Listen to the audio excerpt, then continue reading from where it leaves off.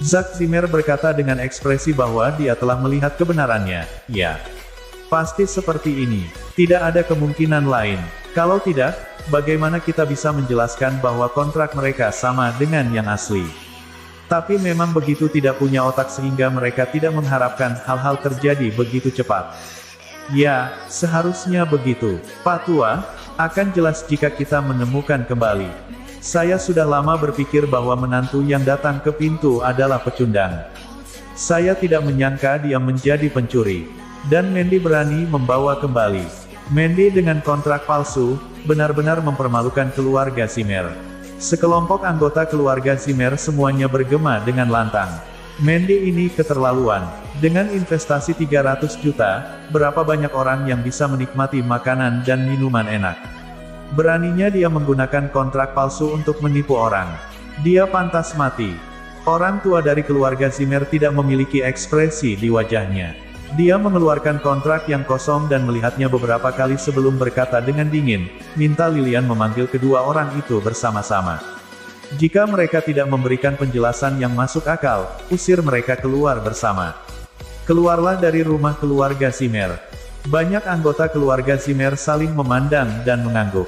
Ini adalah hal yang baik. Tanpa Mandy dan keluarganya, mereka akan dapat berbagi lebih banyak properti di masa depan. Mereka berharap Mandy dan keluarganya akan segera keluar dari keluarga Zimmer. York Enterprise. Harvey pada dasarnya telah memahami dokumen perusahaan dalam 2 hari terakhir. Awalnya adalah perusahaan investasi murni, tetapi ketika sepupunya, Belle York, mengelola perusahaan tersebut, dia melakukan banyak investasi yang tidak berguna dan akhirnya merugi. Perusahaan sebenarnya dikelola agak buruk. Laba tahun lalu kurang dari 100 juta. Keuntungan sebesar itu memang sangat rendah bagi perusahaan dengan nilai pasar puluhan miliar.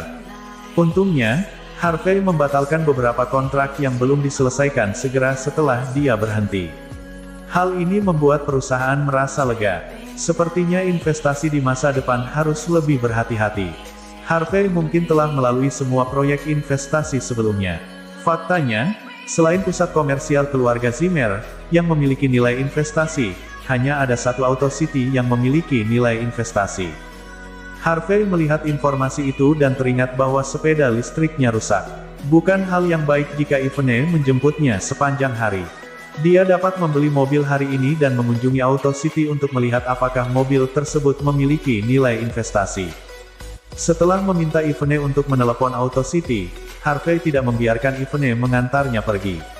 Sebaliknya, dia pergi dengan sepeda listrik kecilnya. Auto City merupakan showroom komersial yang sedang berkembang. Tidak sekadar menjual mobil dengan merek tertentu, tetapi pada dasarnya menyatukan semua merek mobil mewah dan menjualnya secara eksklusif. Sehingga memudahkan konsumen dalam memilih. Tentu saja, mereka yang bisa datang ke sini untuk mengeluarkan uang umumnya adalah orang kaya atau sangat mampu.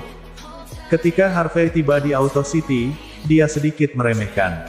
Banyak sekali mobil-mobil mewah di pintu masuk Auto City, seperti BMW, Audi, Mercedes-Benz, dan lainnya.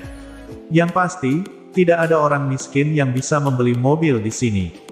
Sepeda listrik kecilnya memang cukup menarik perhatian di tempat ini.